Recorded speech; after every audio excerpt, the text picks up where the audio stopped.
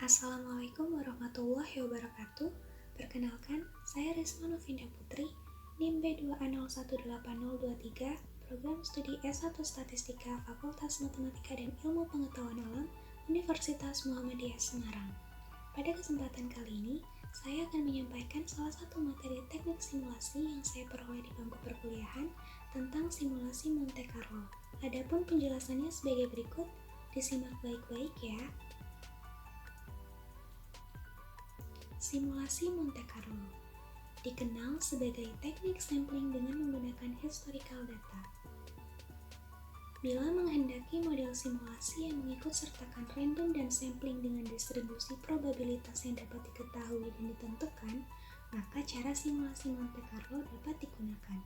Metode simulasi Monte Carlo dikenal cukup sederhana dalam menguraikan dan juga menyelesaikan suatu persoalan, terutama penggunaannya dalam pemrograman di komputer. Langsung saja ke contoh soal yang pertama. Sebuah toko sepatu memperkirakan permintaan sepatu per harinya menurut pola distribusi sebagai berikut. Diketahui tabel permintaan per hari, mulai dari 4 pasang, 5 pasang, 6 pasang, hingga 9 pasang, dengan masing-masing frekuensi permintaan sebesar 5, 10, 15, hingga total keseluruhan sebesar 100. Dari data masa lalu, pengusaha toko ini hendak memperkirakan pola permintaan atau demand untuk 20 hari dalam bulan berikutnya, sehingga fungsi kumulatifnya sebagai berikut. Dalam tabel sini ditambahkan distribusi densitas probabilitas yang diperoleh dari frekuensi permintaan untuk hari pertama sebesar 5, dibagi dengan jumlah keseluruhan sebesar 100, maka diperoleh nilai 0,05, 0,1, 0,15, sampai 1. Untuk fungsi distribusi kumulatif diperoleh dari distribusi densitas probabilitas. Untuk hari pertama sebesar 0,05 dan hari kedua penjumlahan dari 0,05 dijumlahkan dengan 0,1 sehingga diperoleh 0,15 dan seterusnya hingga diperoleh 1.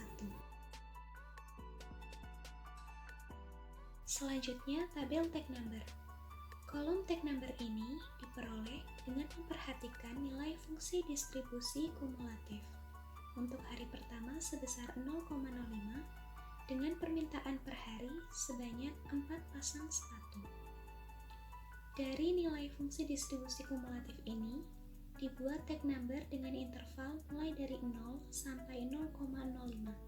Untuk hari kedua 0,06 sampai 0,15.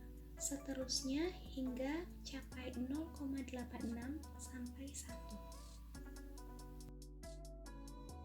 Bangkitkan random number dengan A sebesar 13, C 29, M 23, dan Z0 sebesar 12357. Simulasikan dengan software RStudio. Berikut sintak untuk membangkitkan random number. Nantinya akan diperoleh nilai random number sebagai berikut. Kemudian, kita beralih ke RStudio. Pada RStudio, saya sudah menuliskan sintaknya.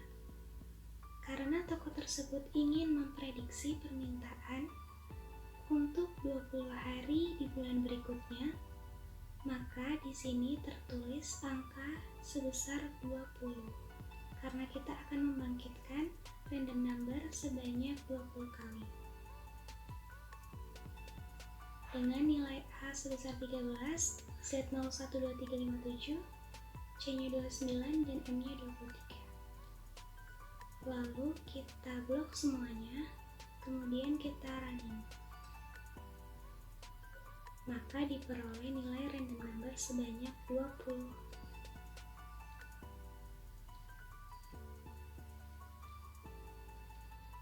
Yang kemudian saya sajikan dalam tabel hasil yang bisa dilihat di PPT. Dalam tabel hasil ini diperoleh nilai random number untuk hari pertama hingga hari ke-20. Lalu bagaimana menentukan jumlah pasangan sepatu? Yaitu dengan kita memperhatikan nilai random number, Contohnya untuk hari pertama sebesar 0,65 itu ada di interval keberapa? Maka kita lihat lagi untuk tabel tag number-nya.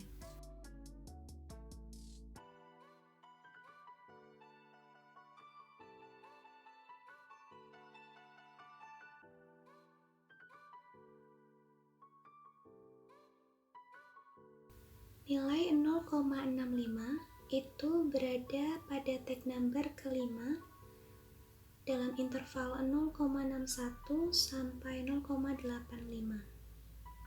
dengan permintaan per hari sebanyak 8 pasang.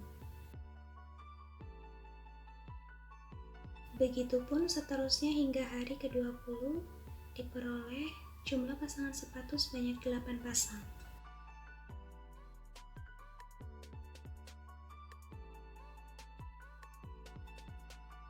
Dapat ditarik kesimpulan sebagai berikut. Dari 20 hari permintaan, terdapat paling dominan permintaan sepatu sebanyak 7 pasang dan 8 pasang.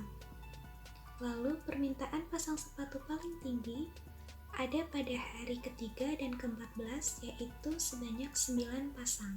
Untuk lebih mendalami materi, maka akan dilanjutkan dengan contoh soal yang kedua tentang produksi suku cadang. Dalam usaha pendekatan simulasi untuk ilustrasi dari suatu pabrik assembling suatu barang yang disebut part C. Barang ini merupakan gabungan dua bagian yang lain yaitu part A dan part B. Produksi barang part A dan part B bervariasi atau tidak sama panjang, dinyatakan dalam bentuk tabel di samping. Berikut tabel distribusi probabilitas panjang part A dan part B. Bisa dilihat.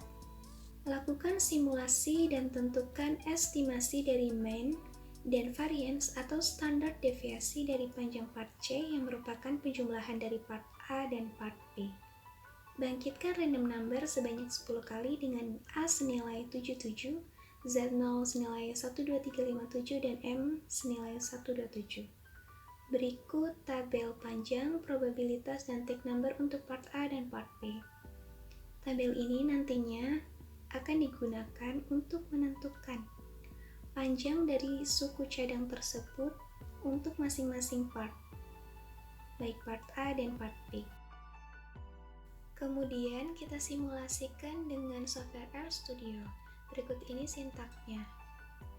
Lalu kita langsung beralih ke RStudio. Karena kita akan membangkitkan random number sebanyak 10 kali, maka pada sintak kali ini tertulis nilai sebesar 10. Kemudian kita blok semua lalu kita running. Maka diperoleh nilai random number sebagai berikut. Tentu saja sudah saya sajikan dalam tabel hasil untuk masing-masing part. Menentukan hasil panjang random sampling dalam ukuran cm untuk masing-masing part itu kita memperhatikan nilai random number-nya. Untuk yang pertama itu 0,039 itu ada di interval keberapa? Maka kita harus memperhatikan tabel tag number-nya.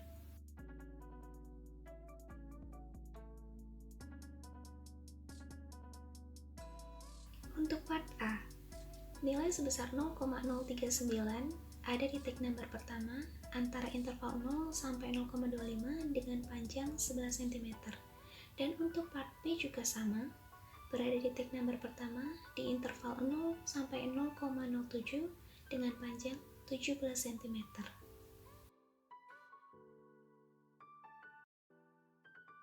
Begitu seterusnya hingga diperoleh nilai 14 dan juga 21.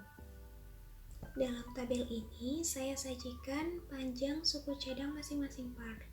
Lalu bagaimana menentukan panjang untuk suku cadang part C? Karena part C ini merupakan gabungan dari suku cadang part A dan part B, maka panjang suku cadang part A dijumlahkan dengan panjang suku cadang part B. Diperoleh nilai sebesar 28 dengan jumlah keseluruhan 314. Dan untuk kolom kuadrat C itu merupakan hasil pengkuadratan dari masing-masing nilai part C. Diperoleh jumlah sebesar 9.922. Maka dapat ditarik kesimpulan sebagai berikut. Mean atau rata-rata dari part C itu diperoleh dari 314 dibagi dengan 10. 10 ini adalah random number-nya, sama dengan 31,4 cm. Jadi, dengan menggunakan teknik sampling simulasi Monte Carlo, diperoleh rata-rata produksi suku cadang part C sebesar 31,4 cm. Terima kasih. Saya harap apa yang saya sampaikan ini mudah dipahami dan dimengerti, dan juga bisa kalian praktekkan. Semoga bermanfaat. Wassalamualaikum warahmatullahi wabarakatuh.